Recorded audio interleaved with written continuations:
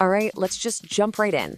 If you're in the product world, you know this feeling all too well. You've got a backlog that's a mile long, stakeholders are all convinced their feature is the most important, and your team, well, they're trying to build a rocket ship while constantly putting out fires. That right there is the prioritization problem. Today, we're going to break down how we can move from that feeling of total paralysis to a really focused, effective partnership. But first, let's talk about why this is so critical. Get this. Research shows that only 6.4% of features actually drive 80% of all user engagement. Let that sink in for a second. That means the vast majority of features we build, something like 93.6% of them, they just don't really move the needle. All that time, all those meetings, all that code, it's mostly going to waste. So yeah, getting prioritization right isn't just a nice little skill to have, it's literally the difference between winning and just spinning your wheels. And this phrase, it just perfectly captures the feeling, doesn't it? We've all heard it, and let's be honest, we've probably all said it. It's the classic sign of a broken system, where every single request gets slapped with a P0 label. That's priority zero, as in, drop everything for this. And pretty soon, the label just becomes completely meaningless. Which brings us to what I like to call the everything is P0 crisis. And this isn't just some catchy phrase. It is the daily, grinding reality for so many teams.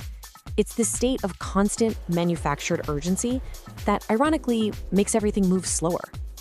You know, an endless backlog of ideas with no clear ranking, it's exactly like coming home.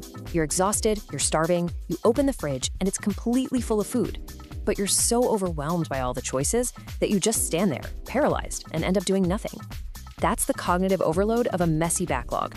And this paralysis, it has real painful symptoms. We're talking constant context switching, which some studies show can tank productivity by up to 40%. Your team gets confused, they're not aligned on what really matters. You find yourself in this perpetual firefighting mode, just reacting to the latest crisis. And maybe the worst part? Without a clear roadmap, developers might just start cherry-picking tasks that look fun or easy instead of the ones that actually deliver value. It is, for sure, organized chaos. So, how do we start to bring some order to all this chaos? Well, for a long time now, we've had a solid toolbox of classic time-tested frameworks. These are designed to give us a shared language to make these incredibly tough decisions. First up, we've got the Moscow method. It's a really simple but surprisingly powerful way to sort features into 4 distinct buckets for any given release. You've got your must-haves, your should-haves, your could-haves, and, this one's so important, your won't-haves, at least for this round. A fantastic way to think about this is like planning an Indian wedding guest list. Seriously. Your must-haves, that's your immediate family. The wedding literally cannot happen without them.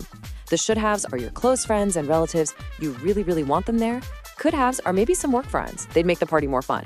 And the won't-haves, those are the distant cousins you barely know. Including them might just break the budget. It forces you to make those tough calls.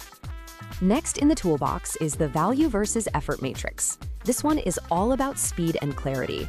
It's a dead simple visual way to plot out all your tasks so you can see almost instantly where the best opportunities are hiding. So you end up with these 4 clear quadrants. The absolute sweet spot is up here in quick wins. That's high value for low effort.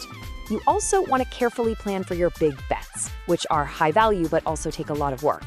The stuff you really want to avoid, down here in the time sinks. All that effort for very little reward, no thank you.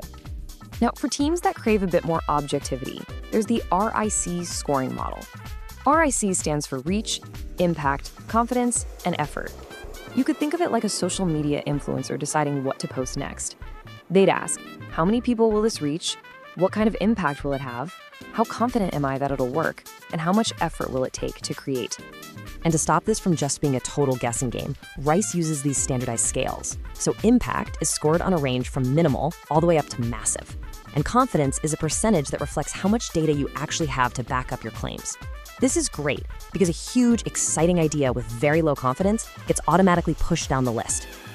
And it all feeds into this one simple formula. You multiply reach, impact, and confidence together, and then you divide the whole thing by effort.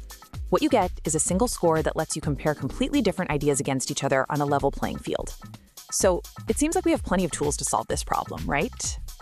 Well, this is where our story takes a bit of a turn, because even with the most brilliant frameworks in place, priorities just have this really annoying habit of not sticking around. Which leads us to the million-dollar question. If we have all these smart frameworks, why do teams constantly leave a planning meeting with a crystal clear priority list, only to find themselves working on something totally different just a few weeks later? What is going on? Turns out the problem usually isn't the framework itself. It's what happens after the planning meeting. There are these three huge gaps. First, the tool gap. Priorities get decided in a spreadsheet or some PM tool, but the real work lives over in Jira, and those two worlds rarely talk to each other. Then there's the communication gap. The team knows what they're building, but nobody explained the why. And finally, the update gap. You set priorities once a quarter, and by week 3, they're already stale and irrelevant. And this is where a brand new, incredibly powerful tool is starting to change the game. AI is quickly becoming seen as the solution, a kind of algorithmic arbitrator that can finally bridge those gaps and bring some true data-backed objectivity to the whole process. And when you look at the before and after, the difference is just staggering. We're talking about a move from subjective gut feel decisions to truly data-driven insights. Instead of spending weeks manually reading through customer feedback, an AI can run a sentiment analysis in minutes. Static one-time estimates can become dynamic what-if simulations. And maybe best of all, decisions stop being driven by the loudest person in the room and start being based on actual, real-world usage data. So how does this actually work in practice? Well, first is signal detection. The AI sifts through thousands of customer touchpoints, support tickets, app reviews, you name it, and finds hidden patterns and pain points that a human might miss. Second, impact prediction. It can actually simulate how a new feature might affect key metrics, like retention, before you even write a single line of code. And third, backlog hygiene. Think of it like an intern who never gets tired and never complains, just constantly cleaning up your backlog, finding duplicates, and flagging old stale tickets. But, and this is a really important but, this isn't about AI replacing human judgment. Not at all. The real winning formula here is a partnership, where AI supercharges our abilities. It doesn't just automate them away. There's a great framework for this called DARE. In this model, the AI agent becomes the recommender. It crunches all the data and suggests priority scores. Your engineers and designers, they act as advisors, weighing in on feasibility and risk. But the product manager, they remain the decider, the one who owns that final strategic call. The ultimate accountability still rests with a human. So that brings us right to the final and maybe most important question. In this new world, is AI now calling the shots? And the answer is a clear, resounding no. It's not the new decider. It is the new incredibly powerful advisor. It gives us a level of evidence and foresight that we've just never had before. But the ultimate choice, that's still on us. Let's end on this thought, because I think it sums it up perfectly. AI provides the flashlight. It brilliantly illuminates the path right in front of us, showing us the terrain, the hidden obstacles, and the opportunities with incredible detail. But you, the product leader, the strategist, you still provide the compass. You set the destination, the vision, and the values that guide the entire journey.